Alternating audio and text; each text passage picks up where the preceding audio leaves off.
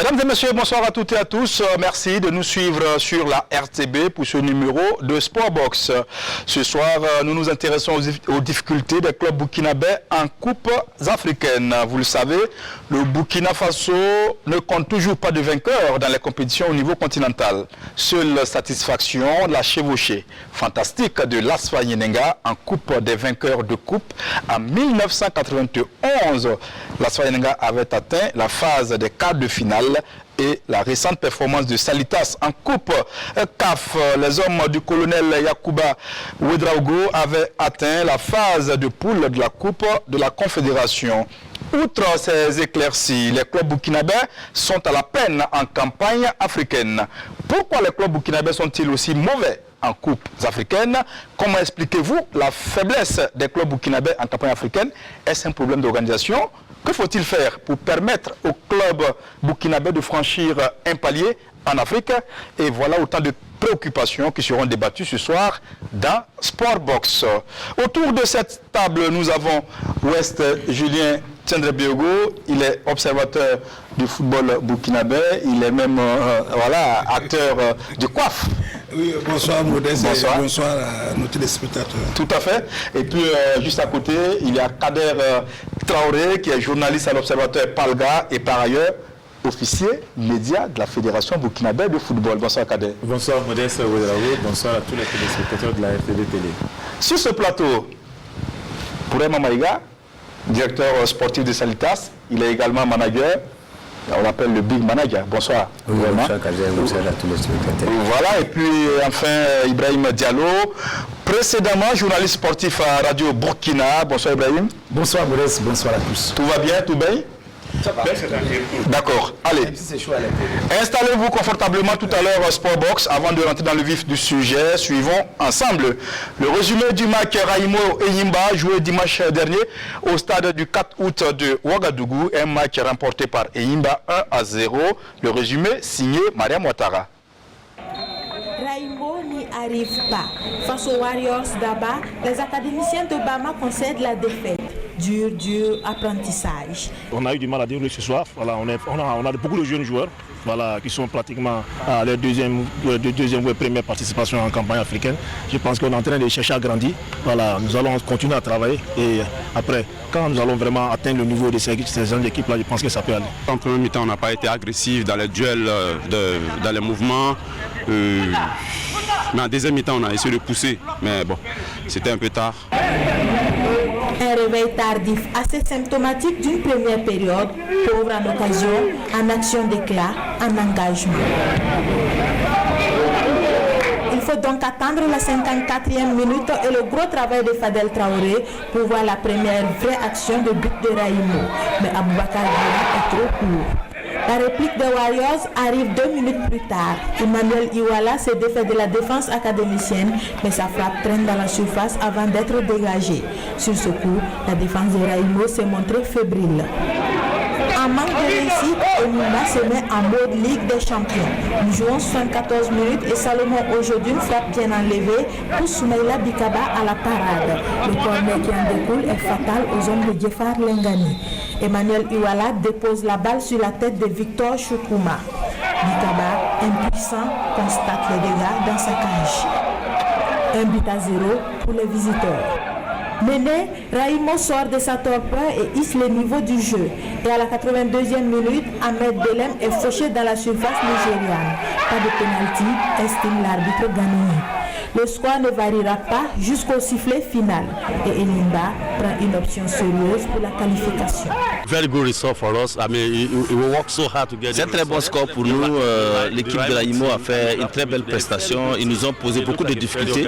Et nous repartons à Abba pour nous préparer pour pouvoir affronter l'équipe parce qu'ils avaient une bonne disposition tactique et puis ils nous ont créé beaucoup de difficultés. Le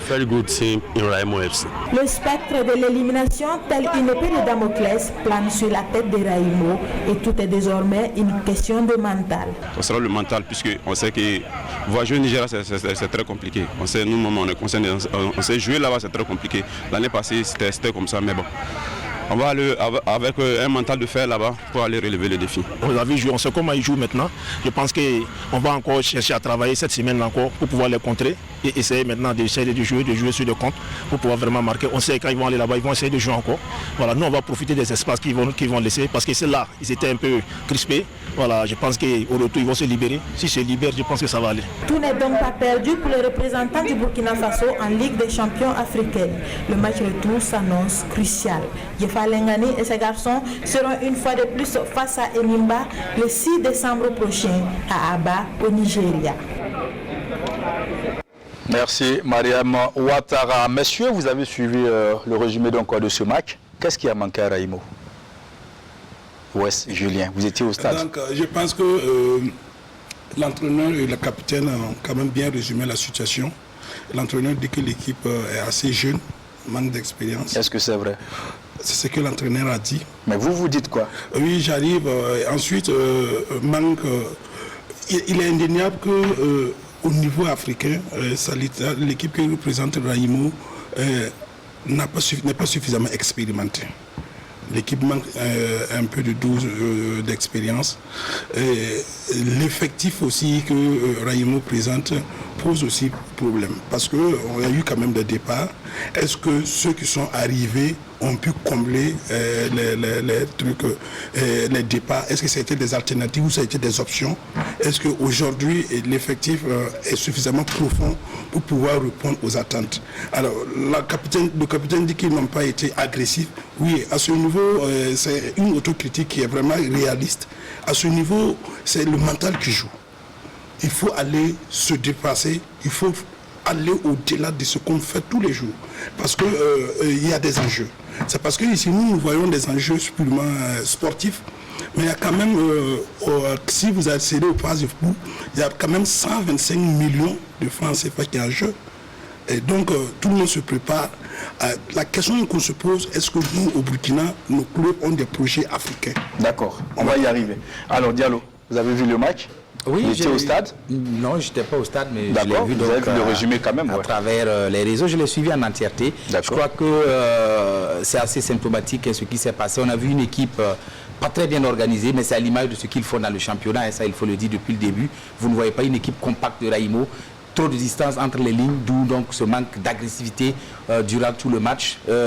Des passes ratées, il y en a eu beaucoup, donc des déchets techniques, peut-être dus à l'enjeu et à la jeunesse donc, de ces joueurs, parce qu'il n'y a pas plus de 3 ou 4, je pense, qui étaient déjà à la campagne précédente. Donc, pour vous dire déjà, ceux qui sont arrivés, qui est expérimenté, il y a Moussa Yedan qui est rentré en temps, qui a une grosse expérience africaine. Il est rentré, mais il est un peu... Il y a Soumaïla Ouattara. Il n'a plus ce bagage. Soumaïla Ouattara n'a pas été très bon sur ce match-là particulièrement.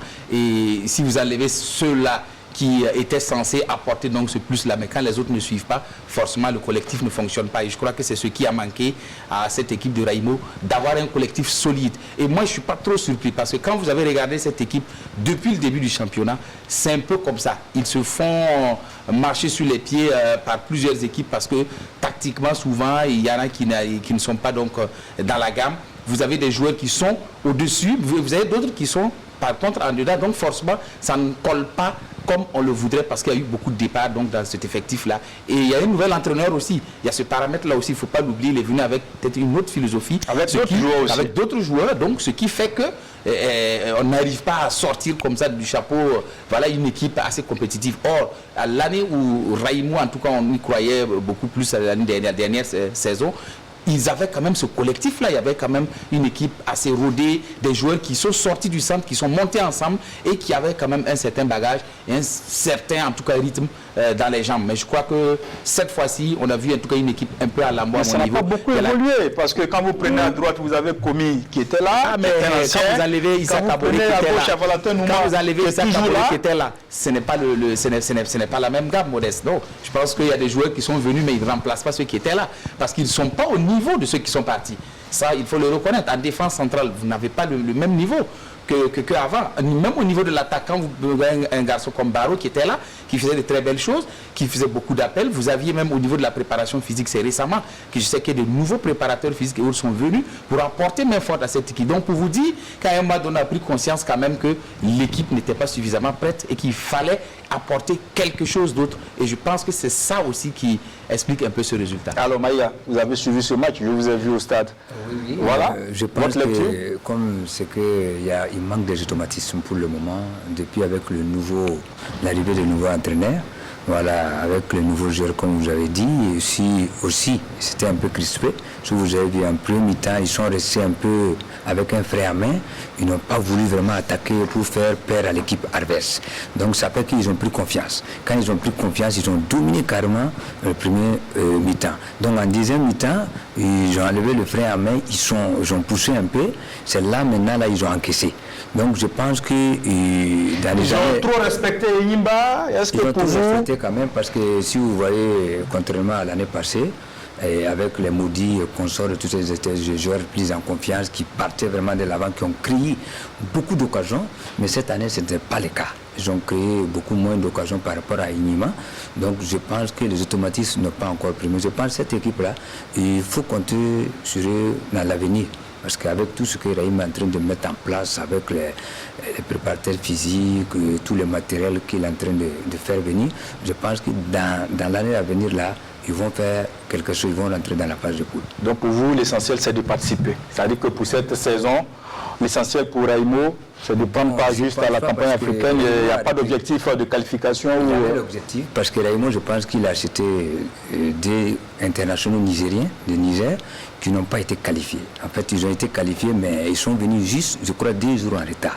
Mais je pense que ce côté-là, il devait plus regarder. C'est des très bons internationaux titulaires. Oui, bien sûr. Et ça manquait dans les matchs. Il n'y a pas vraiment un avant-centre de campagne africaine.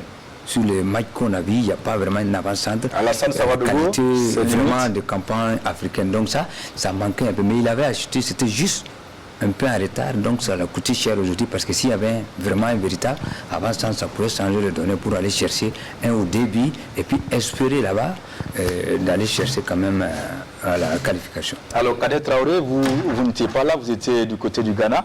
Est-ce que les carottes sont cuites pour Raimo? Non, on est dans le domaine de football, hein. Rien n'est perdu. Autant Enyimba a gagné à Ouagadougou, Raimo aussi peut gagner mathématiquement du côté du Nigeria à bas. Mais dans le contenu, ce qu'on a vu, c'est plutôt Raimo qui devrait inquiéter cette formation nigériane.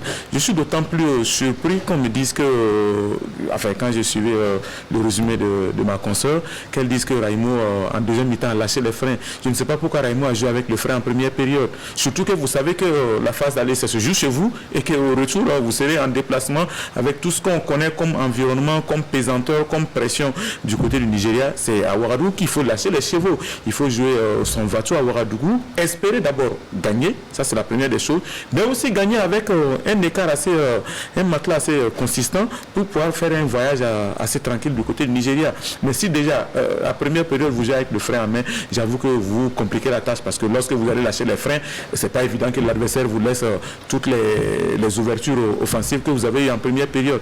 Donc à ce niveau, je suis un peu surpris par le jeu de Raimo. Mais là où j'ai été réconforté par le commentaire de ma consoeur, c'est que l'entraîneur dit que nous avons joué avec des jeunes joueurs qui n'ont pas l'expérience 1 ou 2 ans à ce niveau. J'avoue que pour un club qui a été champion du Burkina et qui savait qu'on allait affronter, donc quand on allait jouer la campagne africaine, il fallait vraiment se préparer en conséquence. Surtout qu'on a eu l'occasion de goûter à la campagne africaine la saison passée. Donc Raimo devait s'attendre à ce que lors de cette campagne africaine-là, que le sort ne lui fasse pas d'abord de cadeaux, parce qu'il a déjà joué les préliminaires avant donc de jouer les 16e de finale, encore autour de ça c'est très long. Donc il fallait vraiment se préparer. Mais c'est pas encore perdu. Mathématiquement, Raimo a encore ses chances. Et moi, je me dis qu'au Nigeria, il n'y aura plus de frein à main à attraper. Il faut lâcher les chevaux, il faut jouer crânement, parce qu'il n'y a plus rien à perdre. Si vous faites match nul, c'est Enyimba qui passe. Donc ça veut dire qu'il faut forcément aller chercher la victoire, et c'est en ce moment qu'il faut tout donner. soit ça passe, soit ça ne passe pas. Et puis voilà, on viendra tirer tous les enseignements, commencer à préparer la saison prochaine. Et d'abord préparer, terminer bien le championnat et espérer être en tout cas africain la saison prochaine. D'accord. Alors par le passé, ce qu'on sait, c'est que lorsque il y a la campagne africaine, chaque équipe devrait gagner d'abord à domicile et gagner avec beaucoup plus de buts. C'est comme ça que nous on voyait les choses. Mais est-ce que vous comprenez pourquoi Raïmo a joué avec les Frères Amés à domicile? Oui, mais si, c'est une question de mentalité. Quel est le discours qui a été donné aux joueurs avant le match? Est-ce qu'on les a dit qu'ils sont capables d'aller chercher la victoire? Quelle est la stratégie? Parce qu'il ne faut pas seulement voir les joueurs. Qu'est-ce que l'entraîneur a dit aux enfants? Quel système l'entraîneur a mis en place? L'entraîneur ne peut pas demander à l'équipe de jouer défensif et les enfants vont aller jouer offensif. C'est à ce niveau, c'est se demander est-ce que l'entraîneur lui-même a bien pris la mesure de la situation, est-ce qu'il a mis la stratégie en place. Être jeune pour moi, ce n'est pas suffisamment, c'est pas un argument assez solide. C'est pas un argument assez solide parce que l'Allemagne a remporté le mondial avec une équipe la plus jeune. Donc être jeune, pour moi, c'est que des jeunes sont battus des vieillards. Donc pour moi, à ce niveau, c'est le message, comme le ballon est rond pour tout le monde. Quel est le message? Est-ce que les enfants ont été préparés mentalement pour pouvoir affronter la situation? Parce que d'autant que Didier le disait, le début de saison de Raïmo n'était pas très flambant.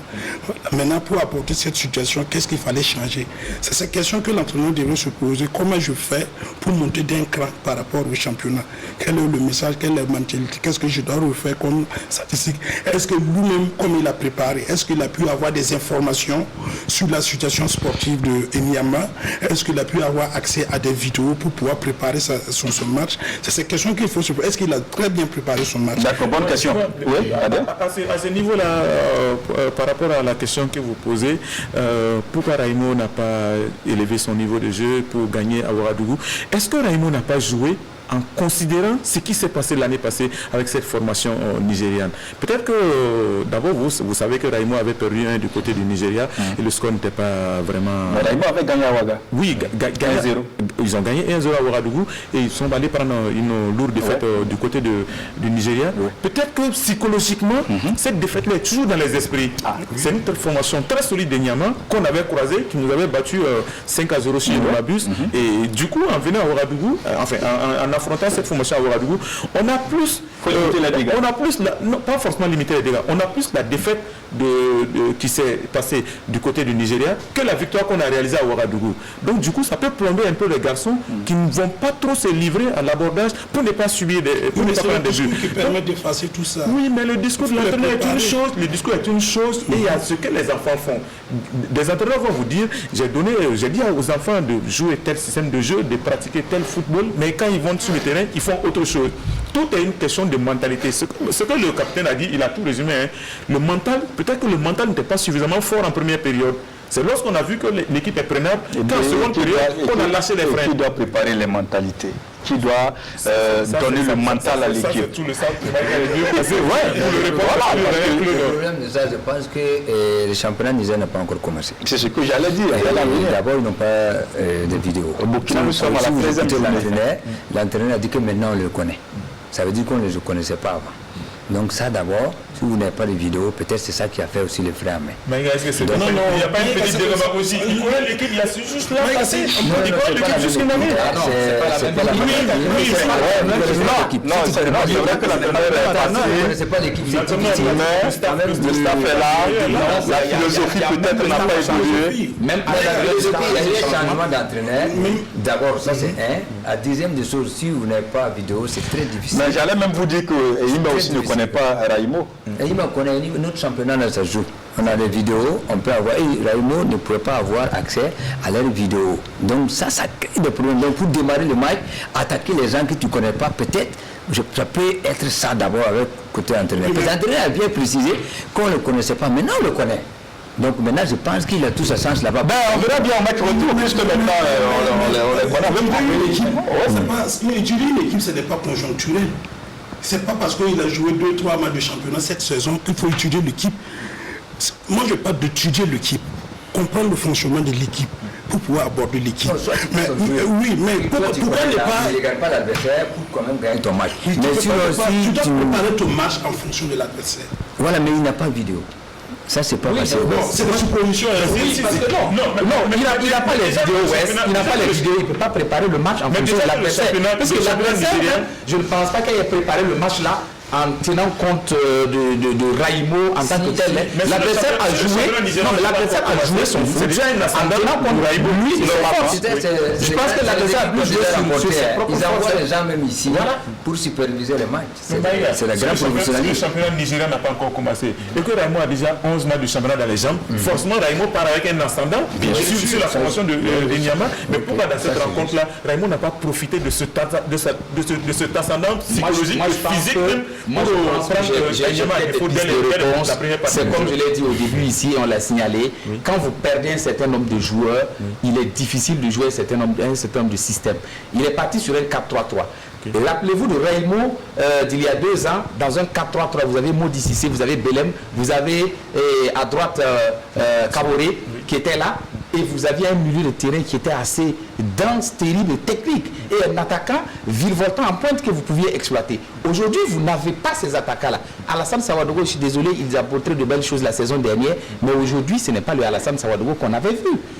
À droite, ce n'est pas le même Belem qu'on connaît, qui était là. Vous n'avez pas les latéraux qu'on connaissait. Vous avez Barou qui est revenu, certes, mais avec qui au milieu de terrain pour pouvoir combiner, pour pouvoir avoir une équipe en 4-3-3 assez équilibrée. Tous les entraîneurs vous diront que jouer en 4-3-3 est très difficile parce que si vous n'avez pas de bon couloir, vous avez des difficultés. Et je crois que c'est là que Raimo est en train de pêcher depuis le début de la saison. Ils n'ont pas cette capacité à dominer une équipe dans les couloirs aujourd'hui. Ce qu'ils avaient, il faut rappeler que Raimo, c'est un centre de formation. Il faut rappeler que Raimo, c'est un centre de formation qui devrait pouvoir avoir une philosophie de jeu. Et même au niveau de l'équipe professionnelle, cette philosophie-là doit être présente, même si l'entraîneur change entre-temps. Maintenant, pourquoi cette philosophie? Vous parlez de 4-3-3 bien nulé avec des joueurs qui l'animent, tout. Mais en principe, l'entraîneur qui arrive, il vient avec des joueurs. Alassane, il était à la CFB, il est venu avec son entraîneur. Il y a aussi bien d'autres joueurs avec qui, voilà, ils sont venus Karambiri, ça, voilà, merci. Mais normalement, ça devrait prendre. Mais c'est ce mélange justement qui est difficile, il vient d'arriver. Ouais. D'accord. Oui, allez-y. Non, peut-être que la difficulté peut résider dans le fait que bon, ces joueurs étaient dans un autre club avec une autre philosophie. Ils viennent à Raimo, qui a déjà, vous l'avez dit, qui a un centre de formation, qui a une philosophie de jeu, pour pouvoir mettre ce groupe-là ensemble avec un nouvel entraîneur. C'est pas forcément aisé. Moi, à la décharge de Raimo, c'est comme le coach le disait, il a tout résumé. On a des joueurs qui ne sont pas habitués à la campagne africaine, qui sont assez jeunes, 1 an, 2 ans, à ce niveau de la compétition, c'est pas aisé. Donc, à ce niveau-là, dès qu'il a dit ça, moi je lui absous tous les péchés que son équipe a commis. La question qu'on doit se poser, mais là, c'est la qualité de recrutement. Des joueurs sont partis. C'est un centre de formation. Il ne peut pas demander à un centre de formation. Raimo n'a pas forcément la même philosophie que Salitas. Aujourd'hui, quand vous prenez Salitas, c'est un centre de formation, mais à l'intérieur de l'équipe, ce ne sont pas des joueurs du centre de formation. Contrairement à Raimo, qui, par exemple, quand vous regardez, ce sont vraiment effectivement les joueurs qui étaient les pupilles du club et qui sont aujourd'hui montés. Donc c'est tout à fait normal qu'ils n'aient pas l'expérience que par exemple Salitas a. Donc, à ce niveau-là, on peut vraiment comprendre la philosophie et même la mentalité que ces enfants-là n'ont pas, parce qu'ils n'ont pas encore compris, enfin ils n'ont pas encore inculqué en eux toute la niaque, toute la grinta qu'il faut pour aborder ces genres de matchs-là. Donc à ce niveau-là, vraiment on peut comprendre à Imo que la campagne africaine là ne va pas être aisée pour eux. Y a-t-il de l'espoir pour le match retour en quelques secondes, très rapidement? Pour moi, oui.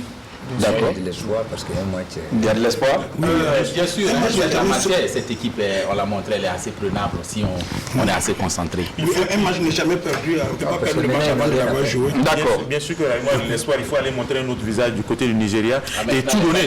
Moi, dans ma vie, oui, il y aura plein d'aléas. D'accord, on va en parler les aléas parce qu'on n'est pas pressé.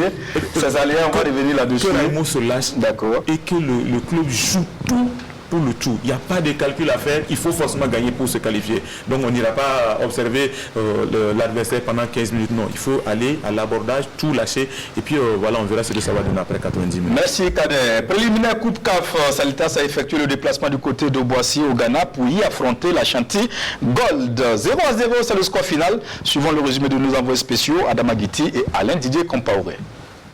Salitas FC peut se frotter les mains après le nul vierge contre Ashanti Gold de Boissy du Ghana. Décimé de ses cadres doublé d'un voyage difficile, le nul est bon à prendre. C'est un parcours du combattant au Bénin. Voilà, mais Dieu a fait grâce. On a fait 0-0. Je pense qu'au match retour, on les attend de pied ferme à Ouagadougou pour la qualification. Et hier, quand on est venu pour le dégraissage, vraiment on a vu que le terrain était vraiment compliqué. Voilà, mais bon, nous sommes en Afrique, c'est le football. Voilà, donc avec l'arbitrage aussi, vraiment c'était vraiment difficile pour nous. La tension était déjà vive à l'entrée du stade. Après 3 tests Covid de suite, certains joueurs et membres de l'encadrement technique sont refusés d'accès au stade pour raison de température corporelle élevée.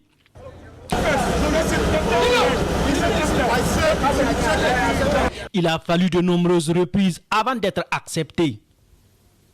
Sur le terrain, Ashanti Gold est présent et domine la partie. Privé de tout son axe central, Salitas opte pour la défensive.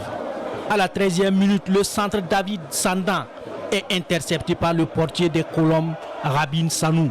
3 minutes plus tard, le tir d'Alifa Sédego est repoussé par le gardien ghanéen. Il en est de même pour le coup franc de Daniel Ouedraogo à la 20e minute. À la 27e minute, sur cette belle combinaison, Salitas évite de peu d'encaisser un but. Mike Carty ne cadre pas sa frappe. Le même Apia revient sur cette tentative et la balle passe légèrement à côté. Salitas par Omar Kabore trouve le montant gauche de David Dabou à la 40e minute.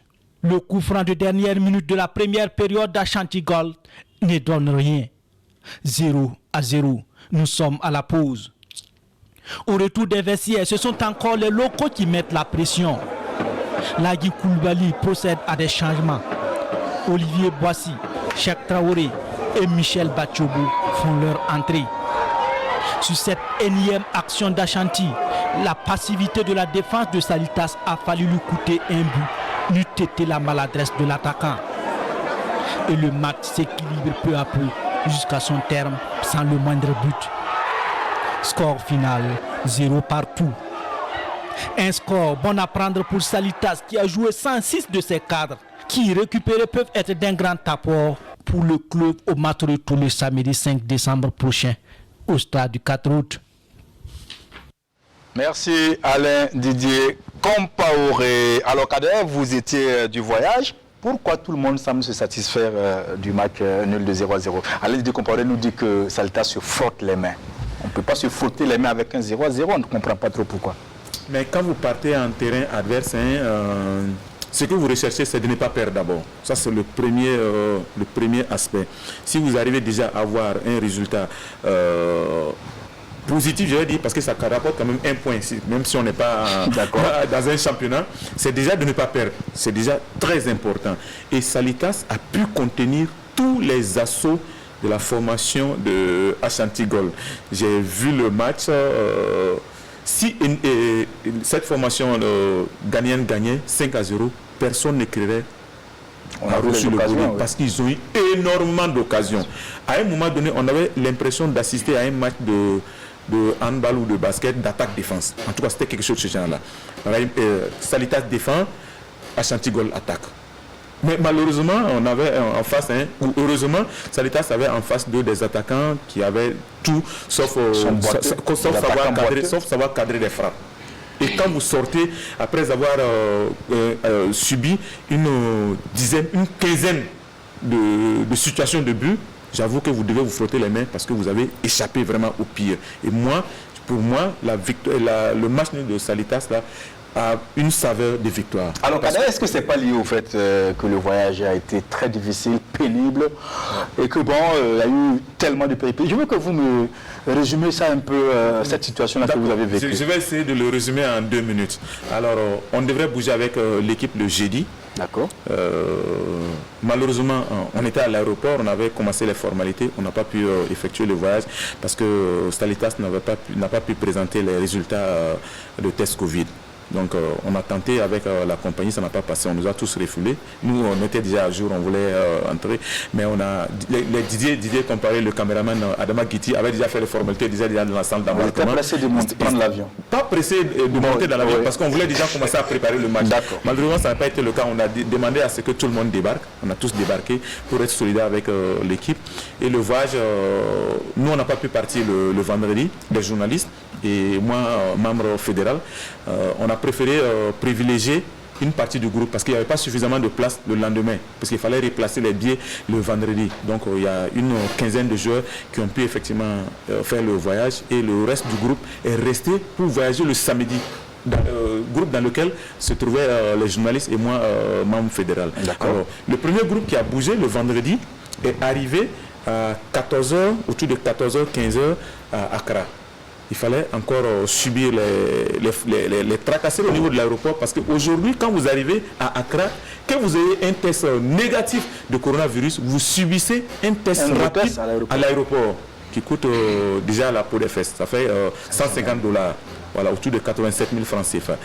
Les joueurs ont subi ces tests-là pour sortir par personne pour sortir de l'aéroport autour de 17h, 18h. C'est pas fini. Il faut maintenant aller faire le test de la CAF. Parce que le test qu'ils ont effectué à Ouagadougou le jeudi, le jour du match, il ne sera plus valable. Parce que un test Covid, c'est 72 heures. 72 heures est vite passé. Donc les joueurs étaient obligés d'aller encore subir dans un hôpital à Accra un autre test qui a traîné. Ils ont fini autour de 21h, 22h. Ça aussi, c'est payant? C'est payant. C'est payant, oui, ça, mais ça, il n'y a pas de sujet parce que c'est le ministère qui prend ça en charge. Ils ont pu faire le test pour les 15 qui étaient déjà dans la première vague. Et maintenant, prendre la route pour arriver à Obuasi. Parce que je rappelle que l'équipe d'Ashanti Gold disait qu'elle a affrété un avion le jeudi. Et comme Salita n'a pas pu venir le jeudi, donc l'avion n'était plus programmé le vendredi. Donc c'est annulé. Donc c'est annulé. Il fallait maintenant faire les 320 km qui séparent Accra à Obuasi par la route. L'équipe est arrivée à 2h du matin. Bon, eux, ils ont quand même encore eu 1 ou 2 jours pour se reposer. Mais la vague qui a démarré avec nous le vendredi, on a subi les mêmes tracas. Samedi finalement. Samedi, voilà, samedi. On arrive à Accra à 15h, on tourne à l'aéroport pour faire le test Covid, on sort de l'aéroport à 18h, on va dans l'hôpital prévu par la CAF pour le test avant de jouer, on finit le test autour de 21h, on prend la route pour quitter Accra. Les embouteillages, 22h, on était à la sortie d'Accra pour arriver à Obuasi autour de 3h du matin le dimanche. D'accord. À quelques heures du match. À quelques heures du match pour jouer le lendemain à 15h.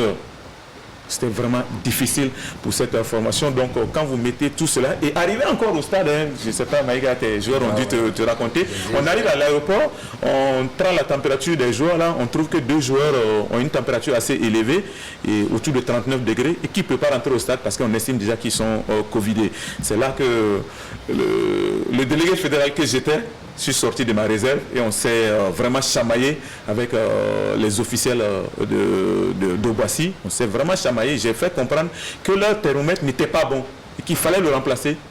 Et la suite de l'histoire m'a donné raison parce qu'on a amené un autre thermomètre, on a pris la température des joueurs qui avait une température normale. Tout ça, c'était pour essayer de jouer sur le mental des joueurs. Mais déjà, on avait déjà préparé les joueurs. On était tous devenus membres du staff de Salitas. On avait dit aux joueurs, là, préparez-vous parce qu'ici, là, on est en terrain adverse et ces gagnants-là vont nous rendre la vie difficile. Heureusement, tout s'est bien passé. On est rentré au stade, les joueurs ont joué ce qu'ils pouvaient jouer comme football. Et malgré un arbitrage, hein, il faut l'ajouter, un arbitrage très, très difficile, un trio béninois. Et je n'ai pas manqué de signifier ça aux confrères béninois avec lesquels j'ai des contacts. J'ai dit que l'arbitrage, là, ce n'était pas du tout bon. C'était trop partisan. Obuasi, les joueurs d'Obuasi commettent des fautes, on siffle contre le Salitas. Je n'ai jamais vu ça. Pour une fois, quand je ne fais pas de faute, l'adversaire fait une faute sur moi et on siffle la faute contre moi. J'ai dit ça, ce n'est vraiment pas bien.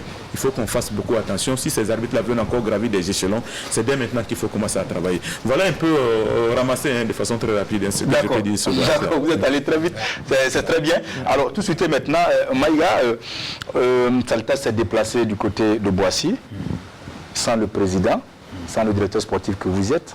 Est-ce que vous pouvez nous expliquer pourquoi vous n'étiez pas là? Alors qu'on sait que ce genre de voyage-là, c'est toujours difficile et il faut quand même que les premiers responsables du club soient là. Voilà, ça c'est vrai. Mais vous savez que le voyage, ce n'est pas nous, on l'organise. C'est le ministère et la fédération qui organise le voyage. Donc nous, on est là juste pour voyager. Donc ils nous ont donné 24 tickets. Quand ils nous ont donné 24 tickets, donc 20 joueurs et puis 4 encadrés. Donc il y a entraîneur adjoint, et puis, comment on appelle ça, et puis le docteur. Donc nous, on a préféré qu'ils partent avec l'équipe. Voilà. Et puis nous tous, on a fait le Covid. Moi, je devais partir avec l'équipe, mais moi, je devais aller en Allemagne aussi. Donc, ça cause de ça, moi, je ne peux plus parler, mes collègues étaient malades. Donc, on a laissé, les joueurs là, ils sont partis.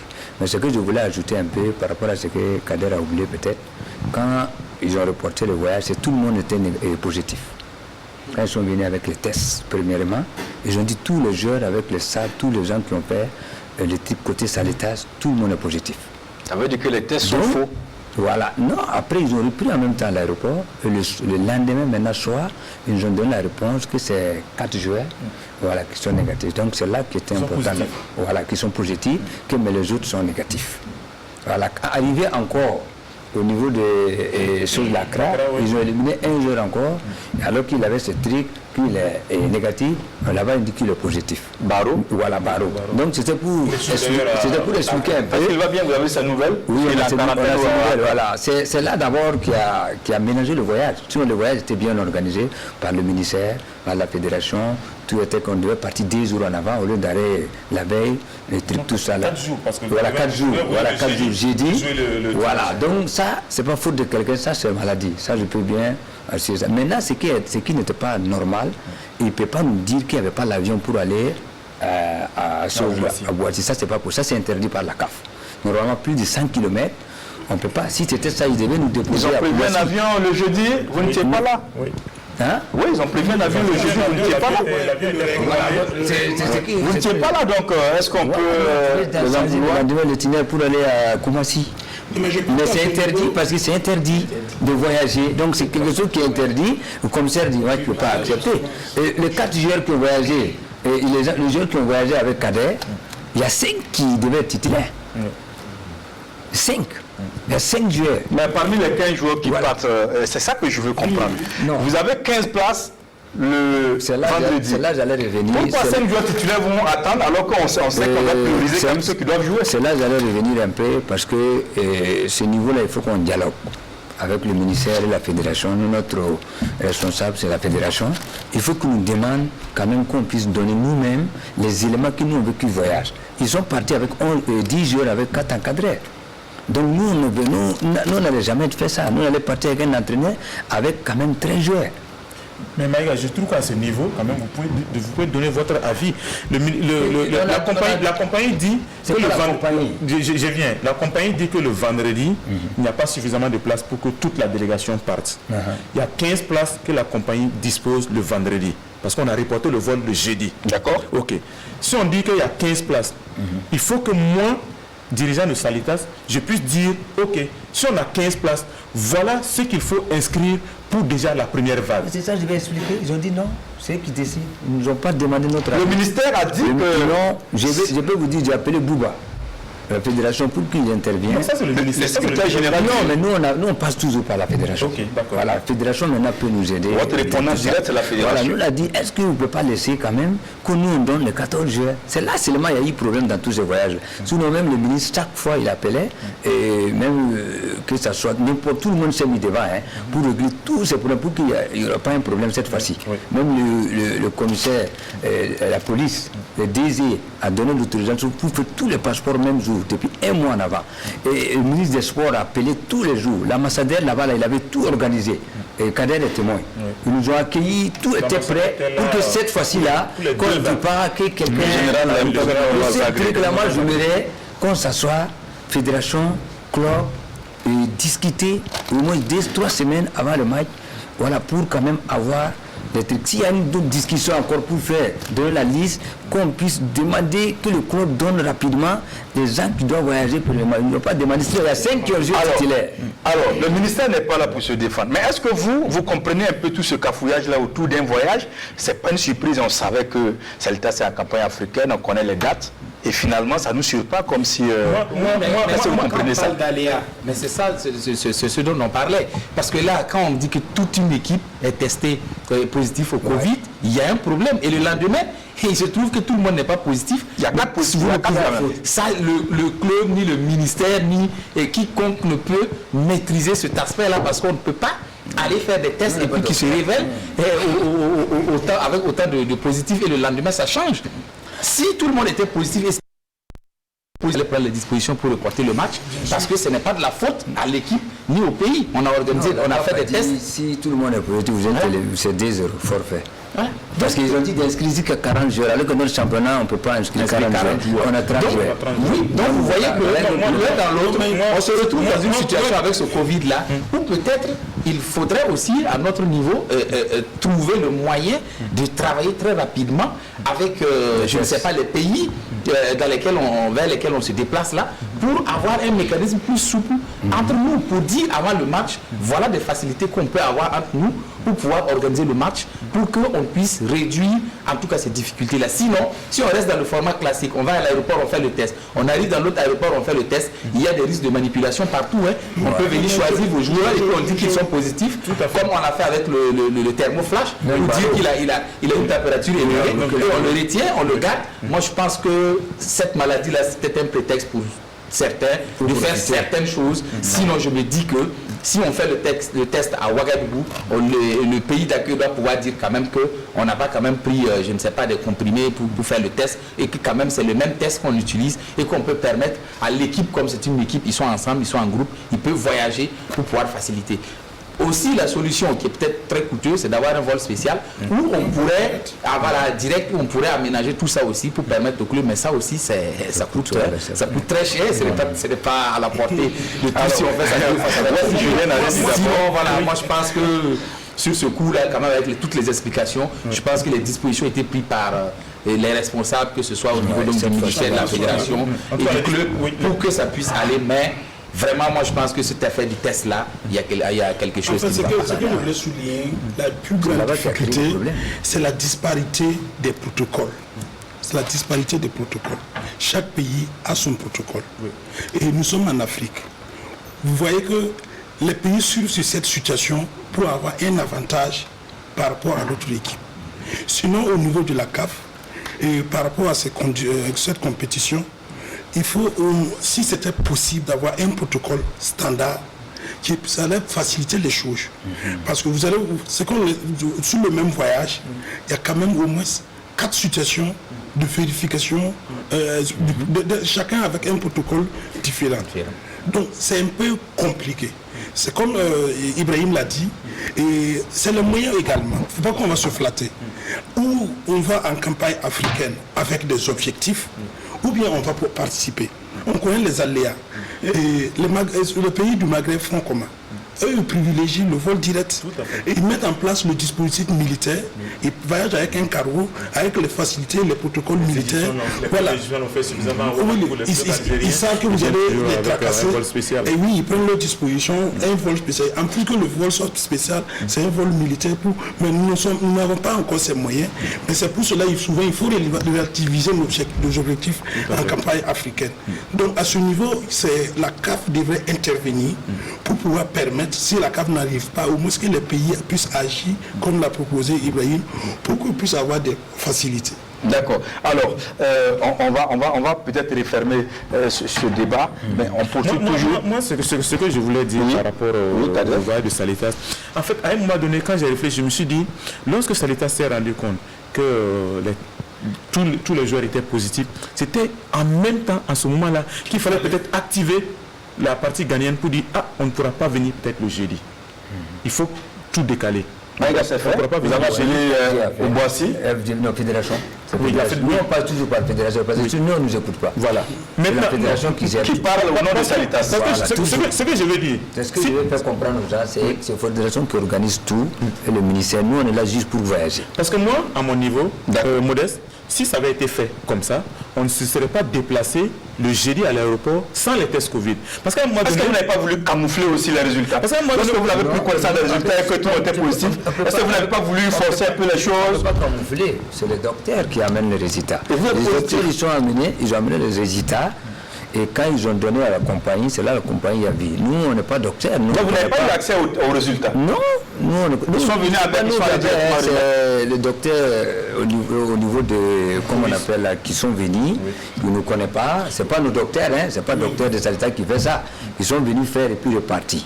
Mais pourquoi le premier test, on ne l'a pas fait pour tout? Pour tout, comment ça? Non, le premier test a été fait.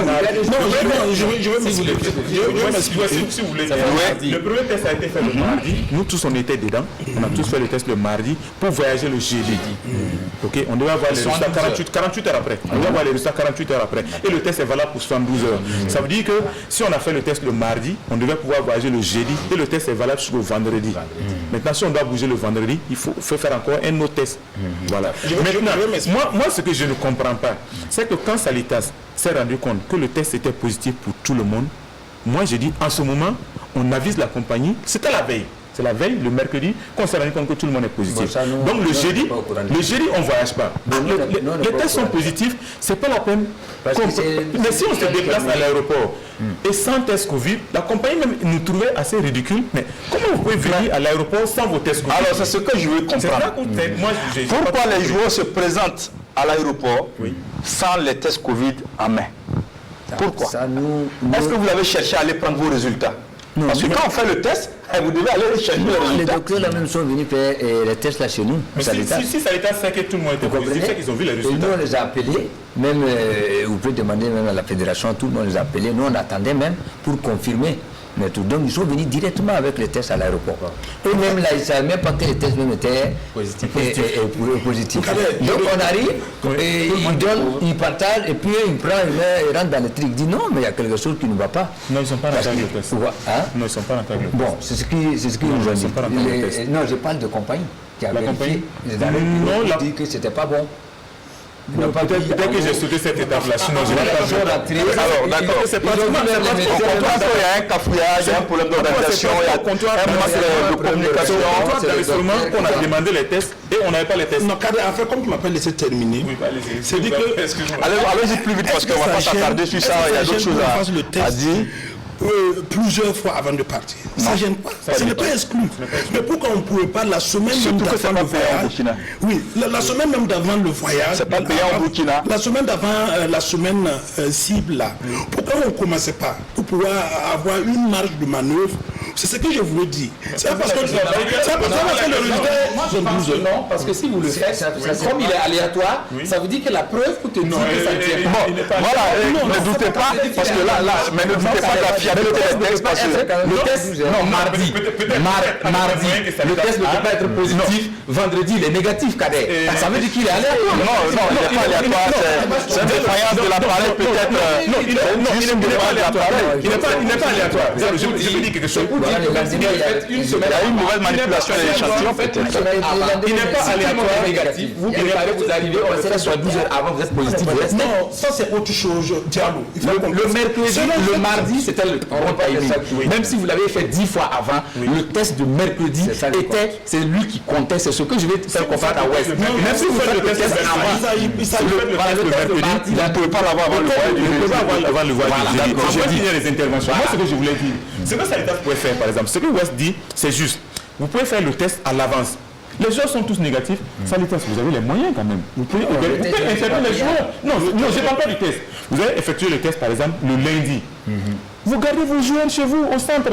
Ils ne sortent pas. Parce que c'est sortir, avoir contact avec l'extérieur là, qui peut amener encore des cas positifs. Si vous faites par exemple le test le lundi, les joueurs sont négatifs, vous les gardez au centre. Ils sont à l'internat, ils n'ont pas contact avec le public, ils n'ont pas contact avec l'extérieur.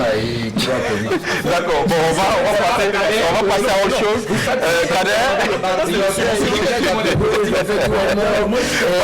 Passons à autre chose. Voilà, on va même Diallo, s'il vous plaît. Pourquoi les clubs burkinabés donc ne s'en sortent pas en campagne africaine finalement? Parce que ça ne date pas de maintenant. On parle de Salitas. Il y a plusieurs paramètres. D'accord. Il y a l'organisation, il y a les moyens par exemple, Raymond vient de dire que Raymond a payé 2 joueurs, mais ils ont pris les joueurs assez tardivement, qui n'ont pas été qualifiés pour jouer. Mais si on avait pris ces joueurs-là beaucoup plus tôt, régler tout ce qui est détail administratif autour de ces joueurs, le transfert, tout, le problème ne se serait pas posé. Ils allaient être prêts pour jouer ces matchs-là. Donc il y a d'abord un problème d'organisation, mais en plus il faut les moyens. Il faut les gros moyens. Si Salitas a suivi toutes ces péripéties-là, c'est parce que aussi Salitas comptait beaucoup sur le ministère et la fédération. Si aujourd'hui Salitas décide, ok, pour ce match-là, pour le déplacement à Oboissy, nous, on a nos moyens, on va déjà tester nos joueurs dès le lundi, et le mardi ou le mercredi, on voyage. Le ministère va dire, ok, nous on place les billets, mais si vous partez plus tôt, c'est vous qui allez prendre vos joueurs en charge pendant quelques jours. Salitas l'a déjà fait. Quand vous êtes parti en Guinée, vous êtes parti plus tôt que prévu. Le ministère place les billets et Salitas a décidé que les 3 jours supplémentaires que nous allons effectuer sur le territoire guinéen, nous on prend ça en charge. Ça peut se faire. Le ministère place juste les billets, ça ne change pas. Et maintenant le reste là, le club font le reste du mécanisme. Mais tout est une question de moyens. Donc pour jouer la campagne africaine... Tant qu'il n'y a pas un ordre de mission, on ne peut rien faire. L'ordre de mission, Maïga, on peut le demander. On le demande quand on veut voyager. Non, c'est pas un problème.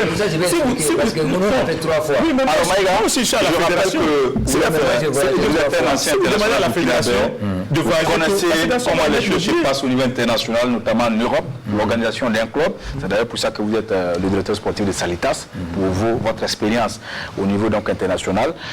Aujourd'hui, on est un peu surpris quand même de ce qui se passe autour de Salitas par rapport à certaines questions. Salitas a fait quoi, par exemple? Vous reprochez quoi de Salitas? Ça me fait plaisir de savoir, parce que Salitas n'organise rien. Salitas voyage seulement. Tout ce qu'ils sont en train de dire, si tu n'as pas un ordre de mission, la fédération demande, il demande la liste. Nous, on envoie la liste. Quand on envoie la liste, la fédération envoie au niveau du ministère des Sports. Le ministère des Sports aussi envoie là où il doit envoyer pour quand même faire un ordre de mission. Si tant que l'ordre de mission n'est pas sorti, il n'y a pas de voyage d'abord. Ça, c'est la première des choses.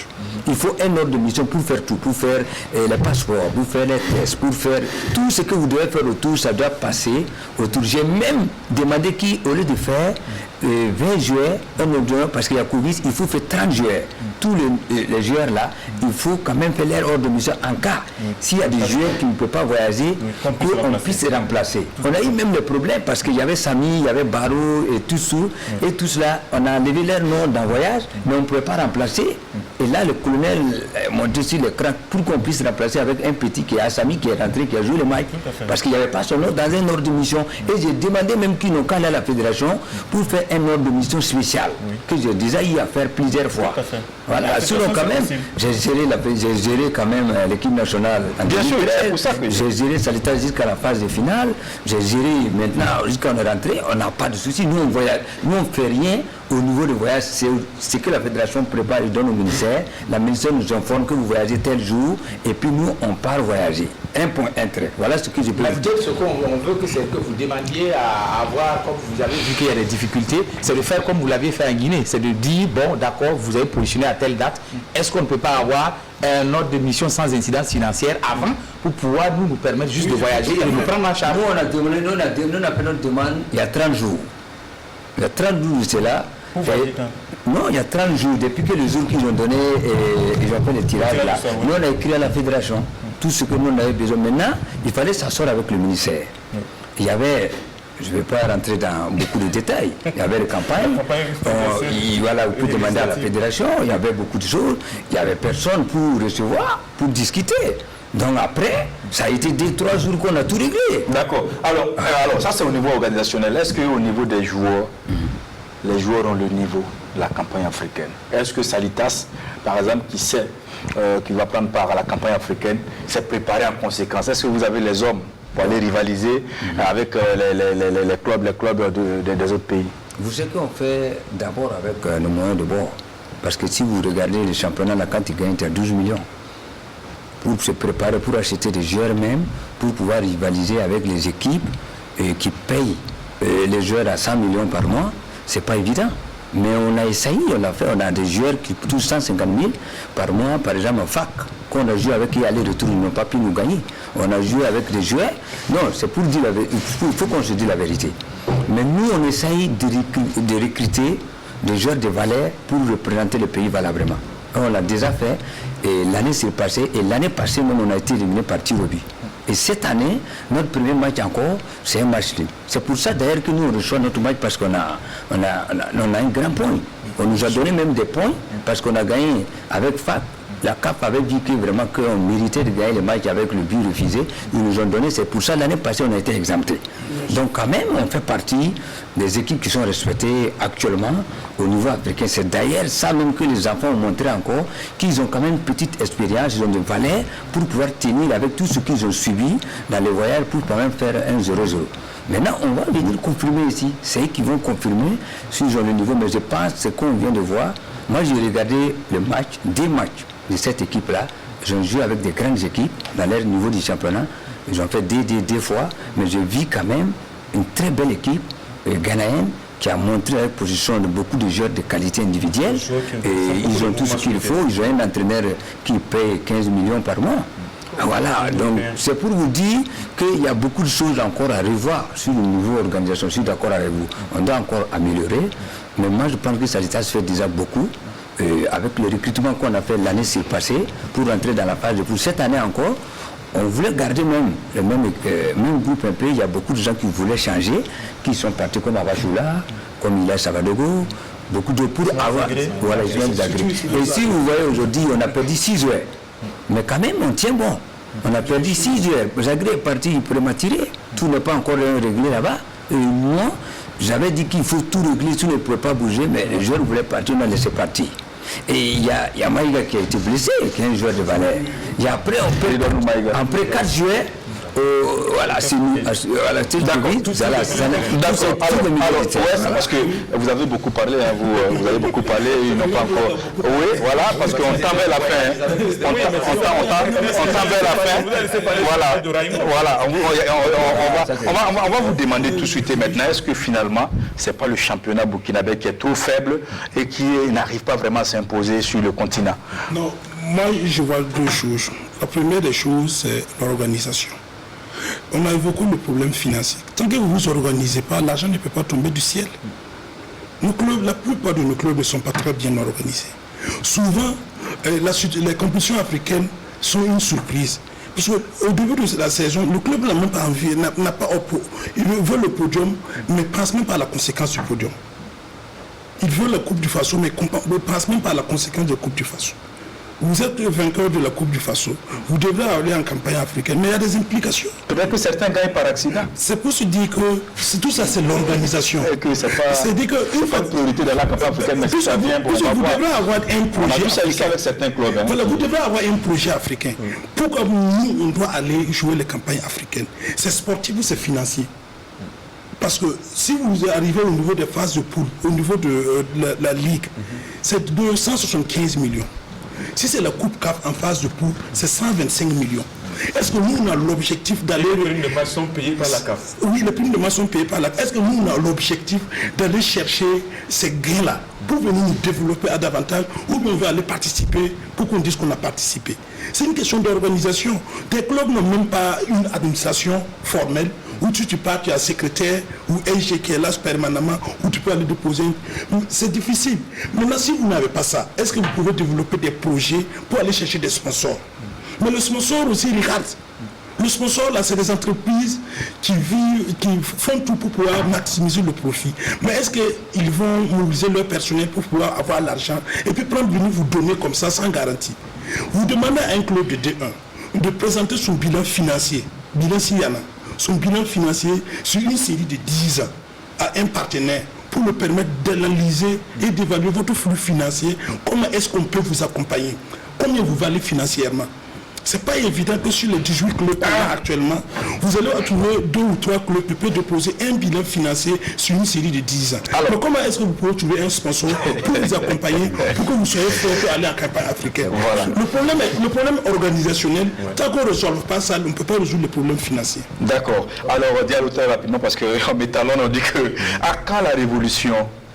La révolution, et qu'est-ce que le club burkinabé doit faire? Je crois que la révolution est amorcée, parce que si vous voyez déjà en termes d'organisation ce que Raïbo et Salitas nous ont montré, si vous reculez, nos clubs traditionnels n'ont jamais pu arriver, en tout cas au tiers même de cette organisation. C'était, bon, on caracole, on arrive et puis on part. Je crois qu'aujourd'hui, quand même, avec l'expérience de Maïga, de Raïm, ils arrivent à donner quelque chose d'autre. Ce dont Westphal, je pense qu'il y a déjà ces pistes-là pour montrer que ces clubs-là qui existent, ça ne vaut pas 10 ans hein, d'abord, ils ont déjà quand même ce carcan administratif-là qui leur permet de fonctionner déjà. Quant aux joueurs, à la valeur des joueurs, c'est l'éternel problème. Hein. Quand vous ne pesez pas très lourd, vous n'avez pas sur l'échiquier national même un sponsor qui peut donner 100 millions à quelqu'un, c'est très difficile effectivement d'aller chercher un joueur que vous voulez payer à 10 millions même le mois. Donc je pense qu'on fait avec ce qu'on a et par rapport au recrutement de Salitas, je crois qu'ils ont quand même misé en termes de recrutement parce qu'on est allé chercher un peu partout. Merci beaucoup Diallo, merci à Kader Traoré, vous êtes journaliste à l'Observateur Palga, vous êtes également l'officier média de la Fédération burkinabé de football. Merci à Maïga Bourema, directeur sportif de Salitas et puis voilà, bien évidemment manager de football. Merci à West Julien Etienne Biogo, vous êtes observateur de COAF. Le COAF c'est le club le club des observateurs indépendant de football. Voilà, et puis Diallo, Ibrahim, journaliste, merci beaucoup à vous et à très bientôt sur la RTB. Merci à vous qui nous avez suivis et je vous dis au revoir. Sportbox, ça boxe toujours. Bonsoir.